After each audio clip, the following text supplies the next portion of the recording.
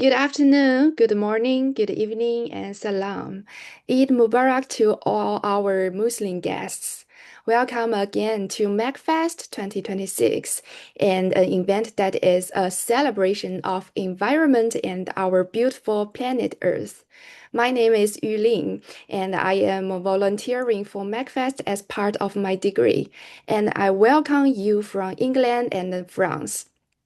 We would love to know where you are watching us from. Say hello in the chat. Let us know where you are. I am sitting in Manchester. Also, you can share your thoughts and questions in the chat for us or in the Q&A portal. We'd love to connect and we'll try and answer all your questions. MacFest welcomes donations through our website as little as a pound to keep offering this wonderful event for free. And if you'd like to watch today's event again or any other event, we record most of them and add to MacFest YouTube channel. Our host for today is Andrew Nowell, the press officer for the Nature Friendly Farming Network and a former journalist in Manchester. He has been a MacFest host for several years. Over to you, Andrew. Thank you very much, Yiling. And yeah, good afternoon if you're here in the UK. Good morning or good evening if you are elsewhere. Salam alaikum. As Yuling's just said, I am the press officer at the Nature Friendly Farming Network, a membership organisation of environmentally minded farmers across the UK and further afield. And with the passion for sort of climate change, environment, sustainability, and nature that has sort of defined my working career as a journalist and now as a press officer, it was a very easy decision from where to select this event to host when Kaitra offered it to me. It seemed a very appropriate one to choose. And we're going to be discussing some very important topics this afternoon about inclusion and diversity within the environmental agenda and the green agenda, which can't always be taken for granted in in the UK, certainly. So, to guide us through that, I'm going to introduce Dr. Saima Ansari. She completed her PhD in sociology at the University of Salford in 2021. She did a MSc Masters in Manchester University before that. She has an intersectional and feminist approach to sociology. Her PhD was on gender-based violence in ethnic minority and minoritized communities. At Manchester University, she then joined the Towards Inclusive Environmental Sustainability project, which explores knowledge and enthusiasm for growing things, stewardship of the planet, and climate-related issues among the Pakistani and Somali communities in Manchester, particularly in Moss Side. And of course, in many cases, passion for stewardship among those communities that is very much informed by their Islamic faith. Saima will be leading us through the project that she is leading herself, Green Roots Global Voices, a civic engagement project working with grassroots groups across Manchester. And also to help her do that, she's got two people who have been involved in the project as well. So I'd like to welcome them briefly. Sabra Abdirahman is currently doing a master's in climate change. She's been working for several years with community groups in Manchester from a grassroots perspective as well. She's an intern on the Towards Inclusive Environmental Sustainability project, contributing to the research in that. And also Noura Ahmed, who is a graduate intern with the Sprite Plus Hub at the University of Manchester. She there supports research reports, outreach initiatives. She has also been researching inclusive environmental sustainability as part of this project. And both Sabra and Noura have been involved with a report that I love the title of Mangoes, Meats and Motors, which I would love to read, but that's a topic possibly for another day. So without further ado, I'll bring in Saima. Thank you, Andrew, and good afternoon, everyone. And thank you, MacFest, for this wonderful opportunity. And it's really encouraging to see so many people here, like globally. I just saw Indonesia in the chat. And what I want to do today is not share just simply my project, the Green Roots one, but actually, how I got there in the first place. and a challenge to how we understand sustainability, how we define participation, and crucially, whose knowledge we recognize as legitimate. So this work builds on several years of research by the TIES team here at the University of Manchester, and we work closely with the Somali and Pakistani communities in central Manchester. So we used the mixed methods approach, which was surveys and interviews with 486 globally South-born Somali and Pakistani participants. And it was co-produced with our advisory members from the local communities. What that means basically was we asked them for advice and feedback from our findings. And this project asks us to think about sustainability in a different way. But before I go any further, I think it's important to share my own personal story, how I got here in the first place. I mean, as Andrew introduced earlier, I'm a sociologist, so what am I doing in environmentalism? Not that sociology doesn't touch on this, but just introduce my backstory. So in all honesty, I came by chance. As an early career researcher, you often move and shift between projects, roles that are competitive, time-bound, and shaped much as by opportunity as by intention. So although my training was in intersectional feminist research and thinking about power, inequality, marginalization, what drew me to this project was the way it spoke about communities that are marginalized, and not just in familiar ways, but in ways that felt different, that felt not yet fully understood. And I'll be honest, at that point, I didn't have a strong academic background in environmental studies. And more importantly, I didn't really interrogate my own assumptions either, because alongside what we see in the policy and media narratives around migration and the problem communities, as people call them, and around blame, there is also quite assumptions that we, all of us, carry ourselves. Assumptions that don't just sit beneath the surface, but they shape how we interpret the world. So I had to confront one of those, and it was difficult. And as someone from a Pakistani background, I had internalized without really realizing the idea that our communities were somehow less engaged about sustainability, and that perhaps people didn't understand it, or they didn't prioritize it. And I think that assumption was very wrong. And what this project did through the work with the TIES team have been absolutely wonderful. Sherilyn and Zarina in particular have been amazing mentors. And through the voices of the people that I'd listened to and worked with, it really challenged that thought.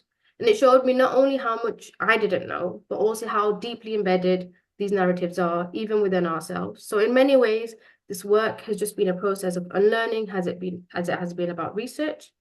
And I think that's important, because sometimes the hardest assumptions to challenge are not the ones out there, but the ones we don't realize we carry. So what I hope this presentation does for you is perhaps begin to shift something for you, or for those who already recognize this, to affirm what we already know is true. So could we start the presentation, please? Next slide. Next slide, please. I want to begin with a question. What if the people we think are hard to reach have actually been doing the work all along?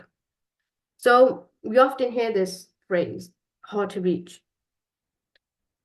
And I don't think it's neutral. It's quite loaded, in fact, because it tells us less about communities, I think, and more about the limitations of the institutions trying to reach them. So I think I'll invite you for a moment to reflect, like, where have you heard this phrase before? And who was it describing? Next slide, please. So these were some of the key insights into what we found in our research. We found what we're often told, people are hard to reach, but actually those people believed it wasn't for us. What we found also that migrants and those from the global south, like the perceptions that we have about them, that they don't care about the environment, or they have less concern. And what we found was that there was no significant difference in the levels of environmental practice concerns or in green practices between the UK-born and global south-born participants. There was actually high levels of engagement and concern among participants, and there was cultural and religious motivations behind those. And then there was a keen interest in the importance of ties to the people and the land back home. So our research revealed was a profound contradiction to what we assumed to be true. So the dominant narratives often position Muslim communities as racialized communities and racialized communities more broadly, as lacking awareness and with engagement in environmental issues. So again, what we found was something very different. Deep concern, active engagement, and forms of environmental care that are embedded in everyday life. These practices are often shaped by faith and migration histories, and by lived experience of environmental precarity in other parts of the world. So the issue here is not absence, but it's misrecognition. Next slide, please.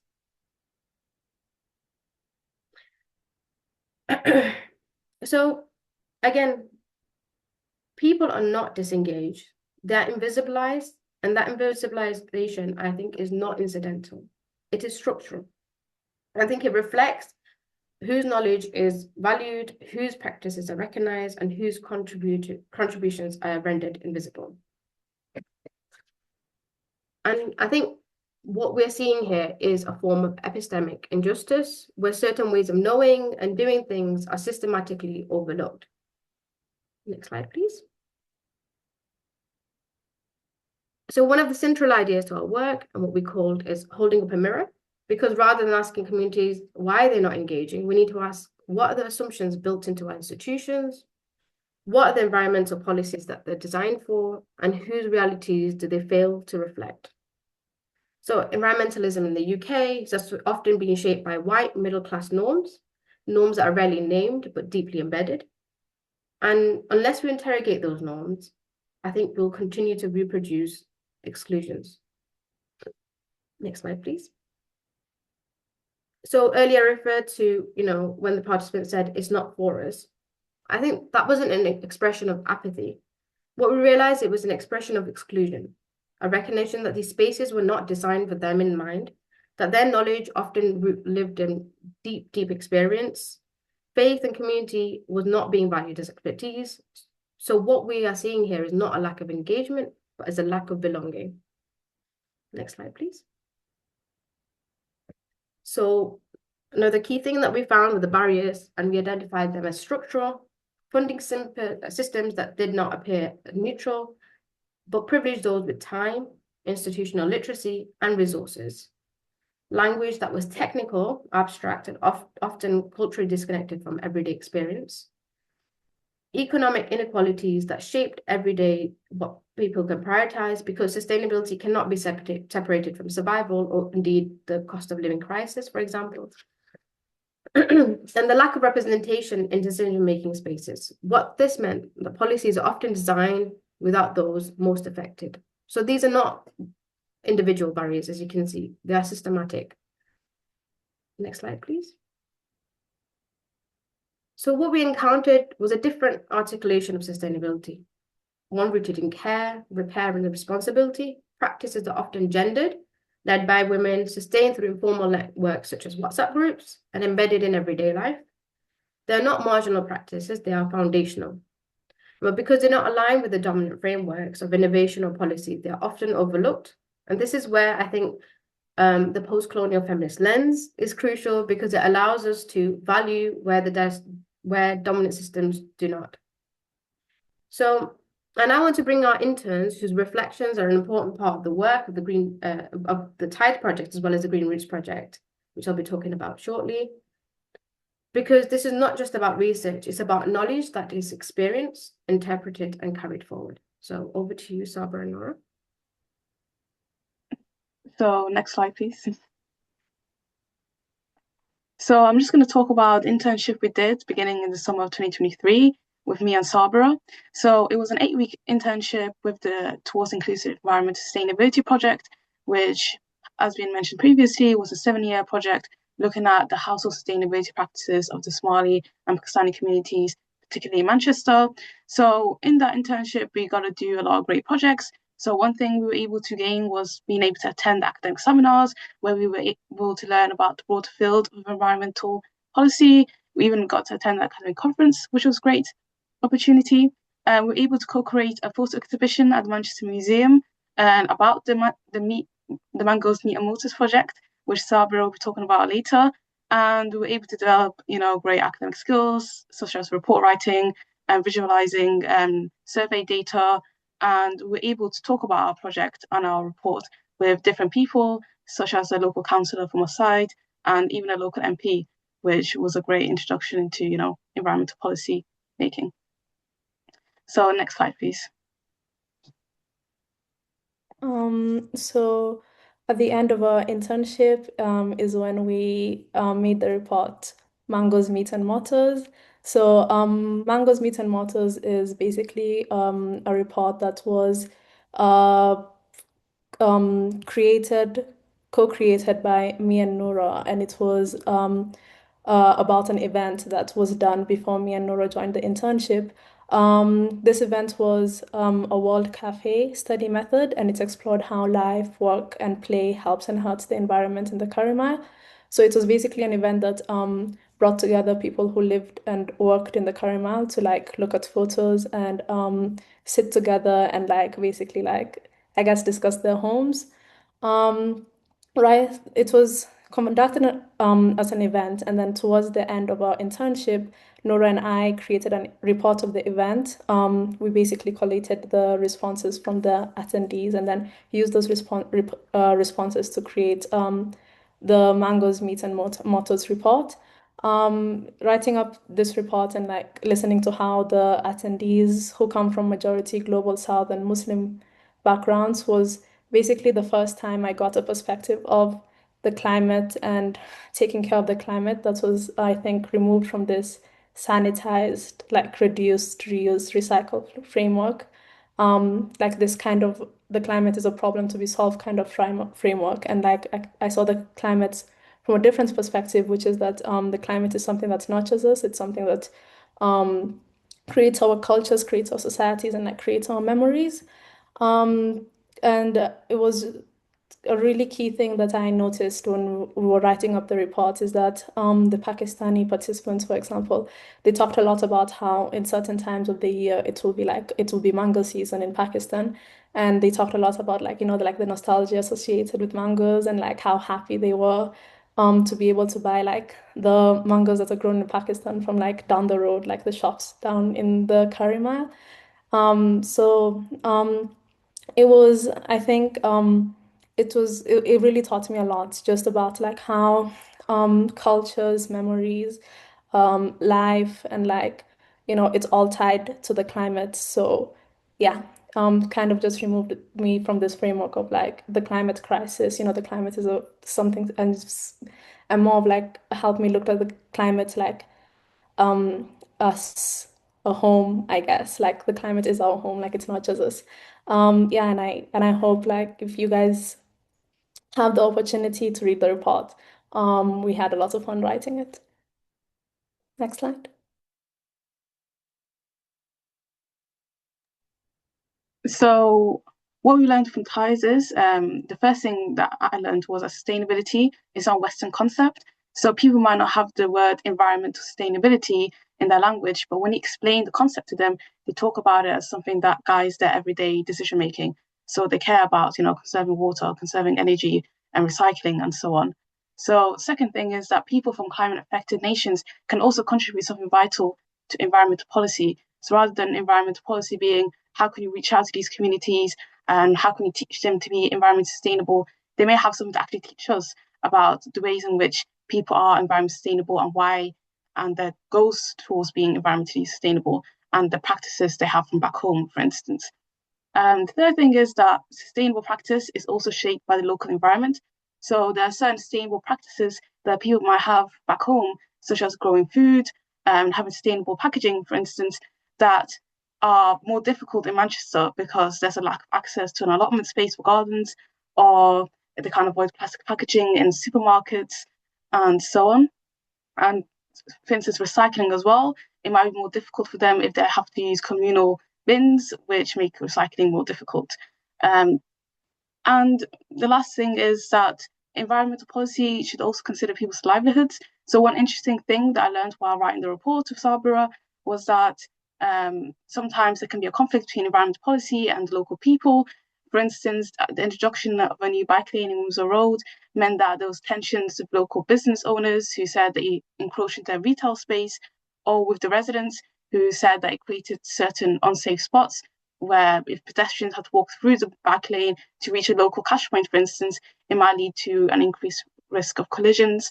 for instance. So just by taking these things into account before sustainable policies enacted can mean that we can actually create a more inclusive environmental policy as well.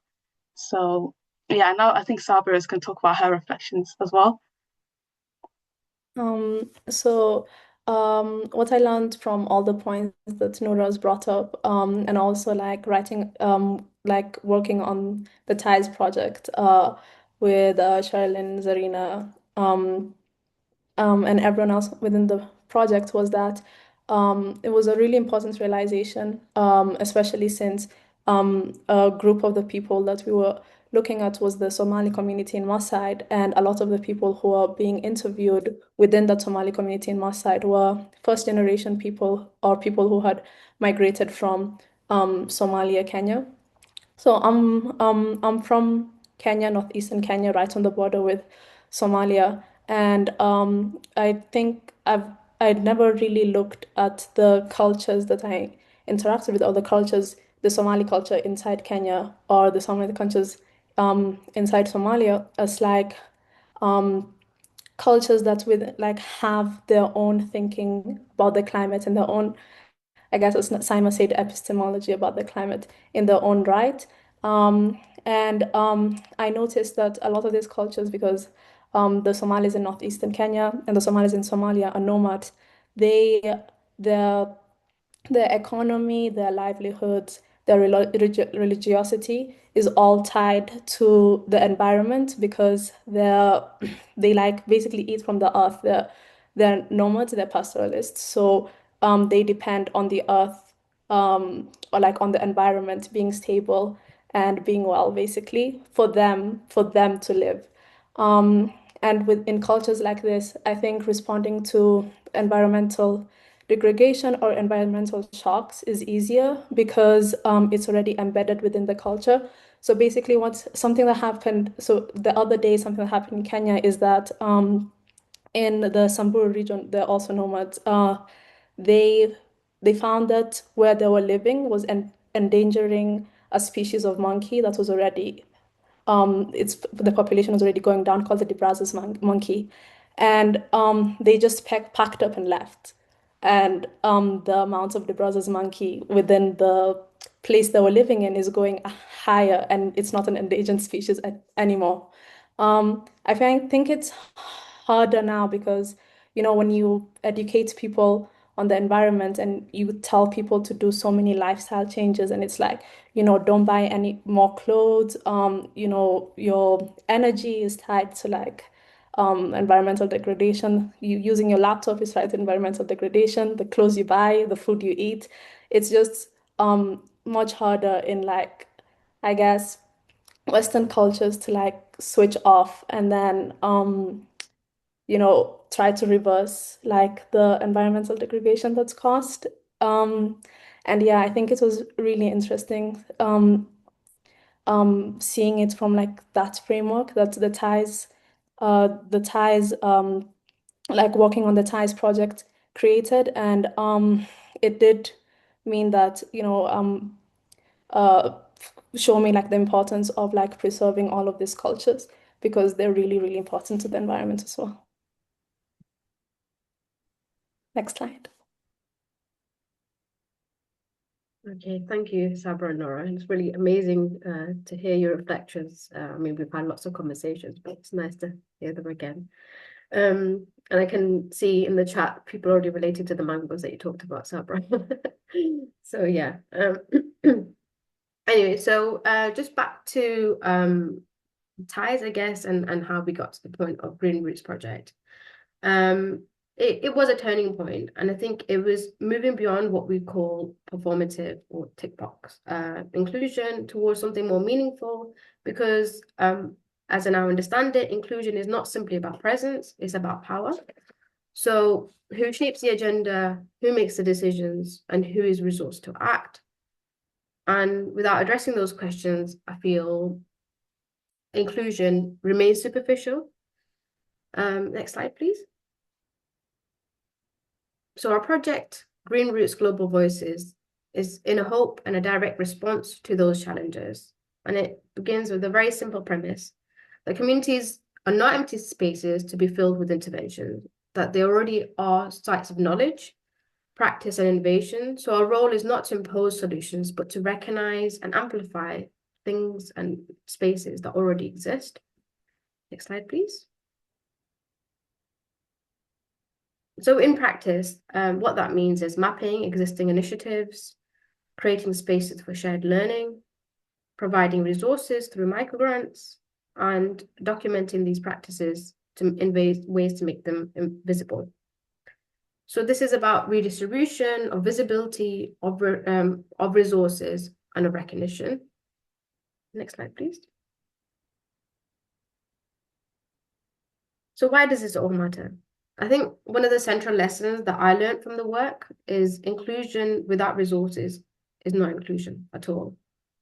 So when participation relies on unpaid labor, it reinforces inequality. And I think meaningful inclusion requires investment. So it requires recognizing that community knowledge has value, and the value must be materially supported.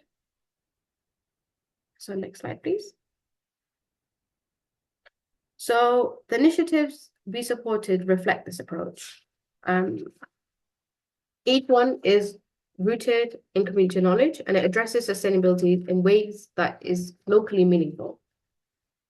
So these are the 4 initiatives we have given microgrants to, and they will be running workshops between April and July. So I'd like to invite any of you who are local to Manchester to take part if possible, or to help support the work that they're doing. And I think why this is important here is because these projects are not what we designed.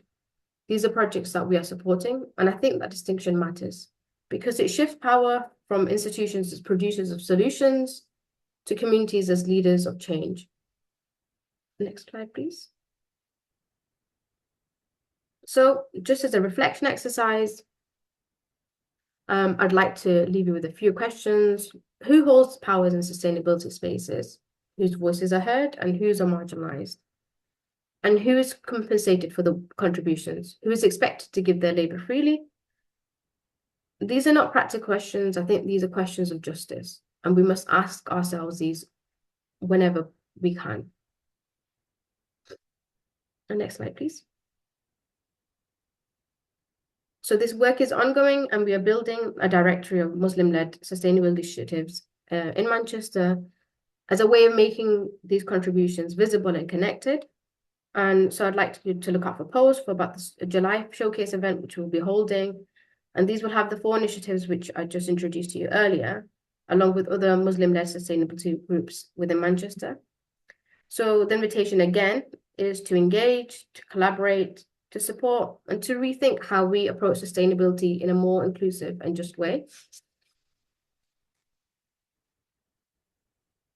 Next slide, please.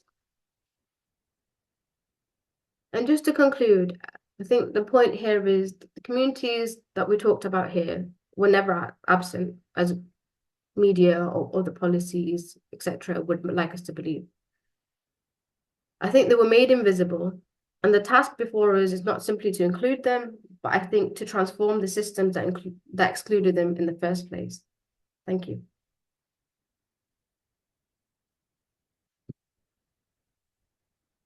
Well, thank you very much to all 3 of you for a fascinating presentation there, and some fantastic work that's going on in Manchester. I'm just looking into the webinar chat, and I was just wondering, does anyone have any questions that we can put to the team? If we have any questions, do you want to pop them into the chat, please? That would be great.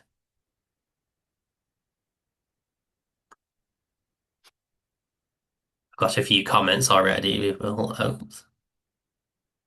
lead the chat.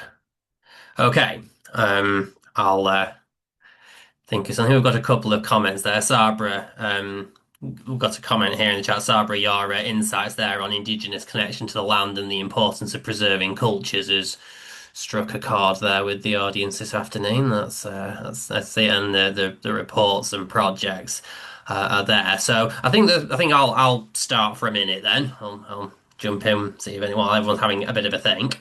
So obviously sustainability and in terms of climate crisis in certainly in Western societies can sort of end up being dominated by some huge and structural questions about emissions and energy sources and things which are massive and structural. So when you start to look at it from a community prospect, there are so many ways into dealing with the climate crisis and living more sustainably, probably because, as a Western sort of modern society, there are so many different ways in which we do not live very sustainably, for a whole variety of reasons. What were the sort of things that really, where did people sort of start? How did they sort of find their way into it?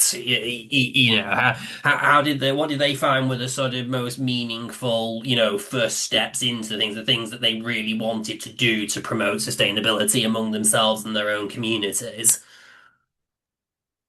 Yeah, thanks for that, Andrew. Yeah, I think one of the key things that really stood out, and I think when we're just going through like the interviews with the participants and the local community, it was um the fact that religion and culture hadn't been considered as motivations, and I think that was a key driver behind why and how people practice everyday sustainability. So, for example, they talk about the stewardship of the earth as something that's their responsibility, about reducing waste, about acknowledging that there should be a reduction of like food wastage, things like that. So I think coming from that perspective, and I think the term itself, and I think Sabra touched on this a little bit earlier, sustainability doesn't translate well into languages. So obviously with the Somalis, it's Arabic, and with the Pakistani, it's Urdu or Punjabi.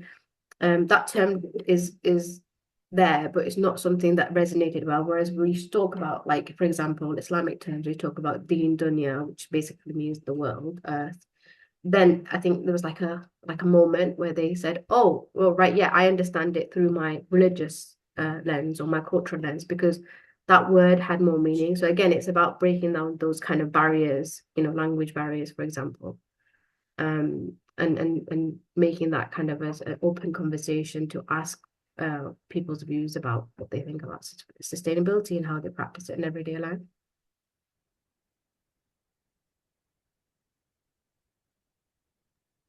Excellent, thanks. I'm still seeing if anybody else has got any. Oh, Andrew, there are yeah, two questions in the portal.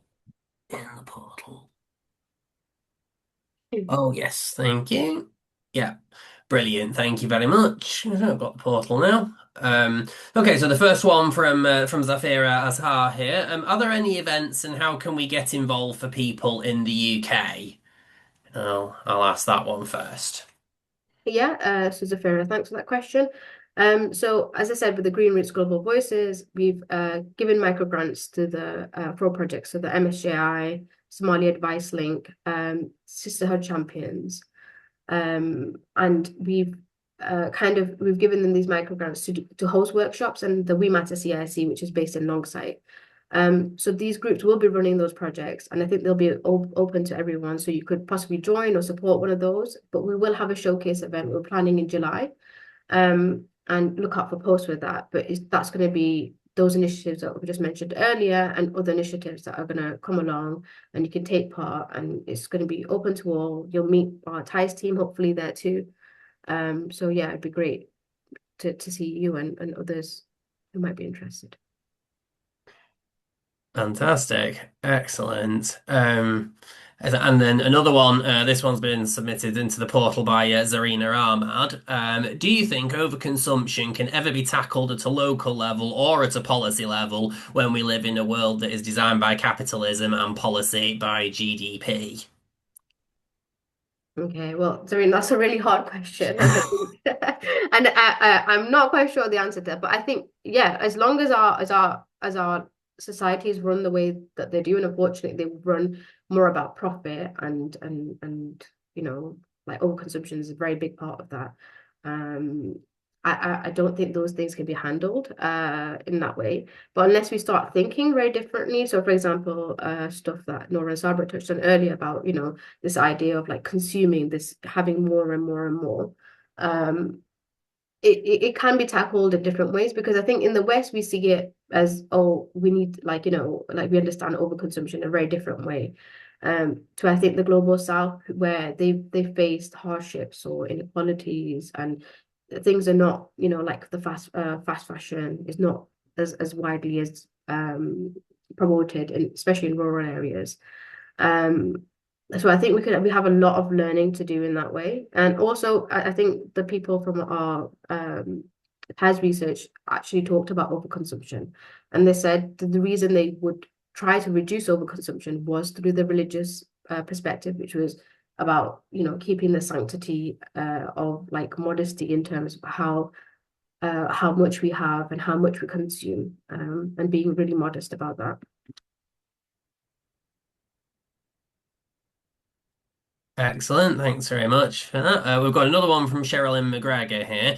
Maybe the panel could say something about how the very white male-dominated field of environmentalism might become more welcoming to people of colour. What do they need to do differently or better? And I'll quickly turn my microphone off. Yeah, I think, well, there's lots of things they could start with. For example, again, I think, like, understanding barriers like language is a big factor that we found. So making them more inclusive, making like cultural elements, such as stuff that we've talked about before, about how language barriers, but also about how sustainability is lived in practice. So, including more variety of different vegetables and things in provisioning, rather than just the normal Western kind of diet. Or, well, I don't want to say potatoes, but other things as well. There's lots of initiatives that I've actually come across recently that try and, like, grow, I don't know, for example, okra and other, exotic vegetables and fruits. But also, yeah, like, including them in spaces, I think, is a big thing, because I don't know, and I haven't come across many people of my background particularly, who will say, oh, I want to go into environmental studies. And I think the reason for that is, first of all, there's a lack of representation, and also there's this huge gap, because can't see themselves, where is this career going to take them, how did they access, like, for example, university places. There's still those kind of barriers that are in place. But yeah, I think Sabra and Nora, maybe you could come in and see from, like, a student perspective how it could be more welcoming. I guess maybe meeting people where they are, like having community stakeholders and having them tell you where, people congregate, and going to them and saying, would you like to talk about environment sustainability? This is our project. How could we include you in the space? I guess maybe from a student perspective, again, like local cultural societies, and connecting with them and saying, we're interested in your perspectives. And yeah, I think meeting people where they are, I think, first of all, is probably the best way of getting their perspectives and highlighting that we value your perspective as well. Yeah, I agree with Nora. I think there's something that I've found that's really interesting. Is, like, if you talk about the environment and climate to people here, they're like, oh, like, we have so many issues to deal with. Like the environment is, like, the least of our priorities. But then once you, like, kind of, like, get into the meat of it, like, their issue is the climate and the environment. It's just that they don't really it's hard to see it, because the space has become more of, like, oh, you need to reduce, you need to reuse, you need to recycle. And the people you're talking to are like, what am I reusing? I've been reusing the same dress for, like, I've worn it, my daughters worn it, my daughters worn it, so yeah.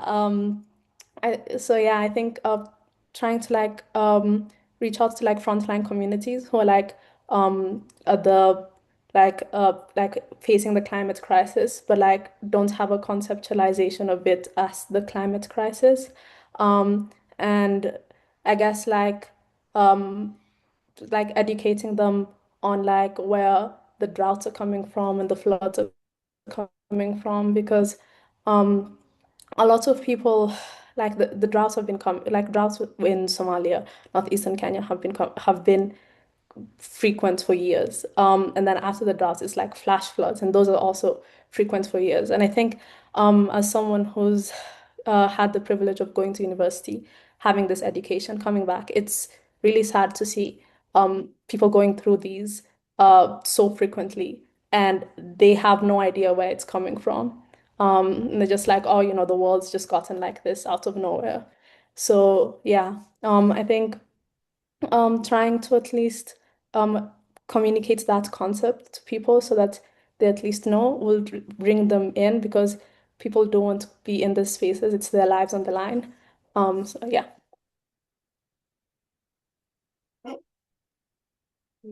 Excellent. Thanks very much. That's some great reflections there from the panel. Thank you to Sherilyn as well for the question.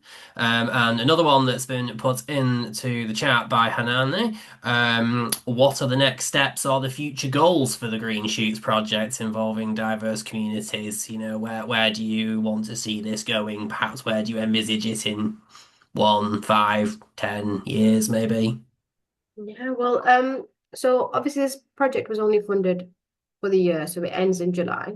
But the Muslim-led kind of like directory that we're hoping to build, something possibly online, is hopefully going to be a space where all these small organizations are able to connect with each other.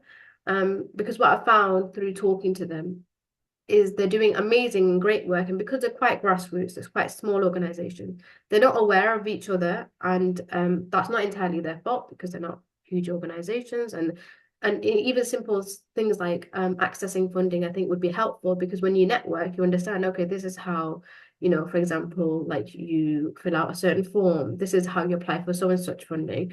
So I'm hoping that these initiatives get to connect with each other. People are more aware of, the kind of small organizations that are doing all this great work, but also a chance for them to spread this message, to make other people aware just how important, contributions are. And knowledge is powerful, and especially knowledge that, that seems new. And I think if I speak to anyone about environmental sustainability, the last thing they will think is about, for example, Islam or knowledge that's passed down from like the global south. So earlier when Sabra talked about Somali community as being people that are traditionally nomadic, there's lots and lots of learning that we get passed down through our parents, our grandparents, etc. And reproducing that knowledge is hard, but when you're connected together and you've got a space where you can talk and you're in touch with each other, I'm hoping Green Roots is able to just continue that through that kind of platform. Brilliant. Thank you very much. Do we have perhaps it was a little bit of a follow-up question to that, and to sort of touch again on the sort of things around inclusion that we've been talking about this afternoon. If you're saying you're hoping to build the directory so that will then continue, do you see yourselves, with a long-term career prospect in this field? Is this something that you would like to carry on researching and continuing to work with yourselves, or are there barriers to you three, all of you as a team, as sort of, as researchers building your career doing that? Yeah, shall I go first? So basically, well, I think as a RA, research associate, the barriers are always there, because we have like our contracts, which are very precarious. They're always like 2 years, 3 years, and then they're up, and then we have to find the next one. That's just the way academia works, unfortunately. But I think it's really opened up my eyes to ways in which, especially migration works. And I think I've had amazing mentors, like people I've worked with, and like especially I think Sherilyn, who's been really, like, I think transforming the way I think about migration, sustainability, all of these things that I knew about, but it was most of like, a generic everyday kind of subject. I thought, oh well, there's not much more I need to know. But just getting to that surface and going under and just finding the link between both. And I think in my research, well, I'm hoping to somehow possibly stay in that kind of field where I'm looking at refugees, asylums, migrants who are like ridiculously demonized at the moment. and actually thinking about linking my kind of like subject, which is gender-based violence, and what climate change does, and how gender-based violence interacts with those the two together. And they seem very far apart when you think about it, but when I sat down and thought, actually it comes hand in hand. And I think we can't just think of environment sustainability as just like one thing. It shapes absolutely everything we do.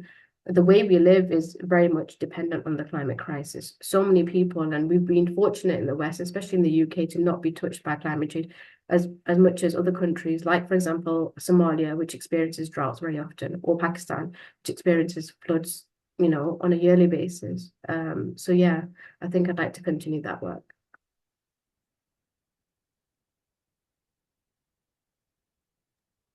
Great, thank you very much. We've got a bit of a comment in the chat as well from Saif here. He says we can all do more. Some people think to just leave it to governmental bodies. I agree. Education and awareness are the way forward. So, cool. Does anybody else have any more questions for Saima, Noura, and Sabra this afternoon? If not, I might throw over to Kaisra for some closing announcements, unless anyone else has any more comments, questions they'd like to put either in the webinar chat or in the Q&A. I've got a question for Saima. I wanted to know how your life and your values and goals have changed since you started on that project. Like, have some of them shifted? Are you seeing the world and life in a different way? Yeah, I think that's an amazing question. And I think I have these talks a lot with Sherilyn, which is basically my mother-in-law. I live in an intergenerational family. So I live with my in-laws, so my mother-in-law, my sister-in-law. And like she'd always been like this really like strong advocate for like growing your own food, growing your own veg, but all of these kind of things. And like she's got lots and lots of knowledge that she's obviously learned over the years and passed down to myself as well. But before, as I said, when I thought about sustainability, I always thought it's something that, yeah, our communities don't really do. But the more I listen to her and we have conversations, the more I realize actually she lives very, like she thinks very sustainability, and the way that she lived was very sustainable. And those are practices obviously she passes on. So for example, like making your own yogurt, like I never thought of doing that. Now, like, try and do that as much as possible. Things that were not like that I didn't have a deep thought of, and now I start thinking more about the way in which I practice, for example, recycling, but also about how the way I approach communities and other groups through this project, and learning so much from like the small things that they do. So for example, I'm in touch with Lebanese Mosque. They have like a weekly meal that they give out to community, to elderly, to people who don't have disabilities, who can't access food, and the way that they practice that, and the way that it's not just about having it all for yourself, but actually like the way to serve community and to learn how to be more active. Because as a researcher, I'm always just, I feel like head stuck in books or journals and just writing and for other academics. But actually this kind of community work has made me grow as well, and learn so much. And I'm continuing to learn so much from people and how the way that they do things, and so many initiatives that are so interesting to join them. I've got like a whole WhatsApp of different groups that are doing recycling, just ladies saying, I've got this food left over. Does anyone want to come pick it up? Or for example, if they've got like old clothes, baby clothes that they're not using, just popping it on a WhatsApp group and someone else comes picks it up. So just learning so much from people. It's been amazing, I think. Amazing, thank you. And sorry, I've got another question. Because I've observed many different initiatives, and I could see that what's really working for people is they don't necessarily do it for themselves, but they would do it for somebody else, especially for children, and I mean little children. Do you do any initiatives like that where people can come with the little ones and teach them how to grow and show them things? Yeah, and that's something I think in the July event I'm practicing. So there's a Bambi Cafe in Alexander Park. I don't know if people are familiar with Manchester, and well, it's basically near my side. So when I had a word with them last week, we were talking about the July event, and they already have like a space workshop for kids to come in, and they did like creative writing sessions for older adults, but actually like that was more for like the mums, but then the younger kids had like a piece of paper, pen, and then they were able to draw things. Or what I've seen in other kind of events is having them come in and plant, like very hands-on, like how to grow a plant. So having them come and touch soil and put seeds in. So I've got a toddler myself, so I know he's very interested in like mud, muck, dirt. So something like that I'm hoping to plan for the July event, because I think you're right, it starts very early. So if someone's very in tune from the start, I think this initiative for them to just keep going. Yeah, thank you so much for that. Thank you, Saima. That's been amazing. I think Yulin will thank you at the end, but I just wanted to mention your session is special because it's part of our Festival of Environment and Sustainability. And just to remind our guests, wherever they're sitting, including our dear friend sitting in Indonesia, he joins us regularly. Thank you.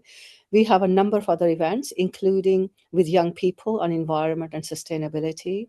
We have an international event with 5 universities taking part from around the world, talking about environment and sustainability. We also have to educate ourselves about recycling of waste. We've actually got a live event. We are going to go to Within Show in Manchester to see how it all works. And then we have another exciting event where we talk about other countries. We go to Morocco and we see sustainability relating to fashion. So we've got a solid festival on environment sustainability, and you, Simon, started us off. So I hope our guests will join us for all of those events. And of course, we have now asked Sabra to help us for next year's event as well, relating to Somali and Kenyan and cultural environment. So you will be there. And of course, we've got in the audience Zarina Ahmed. She did one of our fantastic events 2 years ago, relating environment to Islam. And then we have Dr. Professor Sherilyn, who's heading this huge, amazing project that we are partnered with. She will be part of one of our panel, the International University panel. And we are delighted that we are doing something to raise awareness, to advocate, to educate people about environmental issues. And as someone said, this is normal for us. Looking after the planet is part of our faith. And Zarina Ahmad beautifully told us 2 or 3 years ago. So, and then we have Andrew Nowell, who's into agriculture. What more can we do? We've got an amazing panel here. So I'm now going to hand over to Yulin to say goodbye and to thank everybody. Yeah, thank you. Thank you so much for Saima, Nura, and Sabara, and also our Andrew. Before I close today, I'd like to invite you to our upcoming Zoom events. First, the Global Literary and Poetic Journey, Young Voices from the UK and Beyond, Tuesday, March 31st, 2026 at 6 p.m. UK time. And second, Respect My Language, Voices and Experiences on Saturday, April 1st, 2026 and at 2 a.m. And the third is Photography with Ali El-Shaji on Sunday, April 5th at 2 p.m. That's all for today. Thank you for watching. Bye. Thank you, Yulin. Thank you, Steve. Thank you, Katarzyna. And of course, our amazing panelist and our amazing host, Andrew. Okay. Assalamu alaikum wa rahmatullahi wa barakatuh, and goodbye until next week.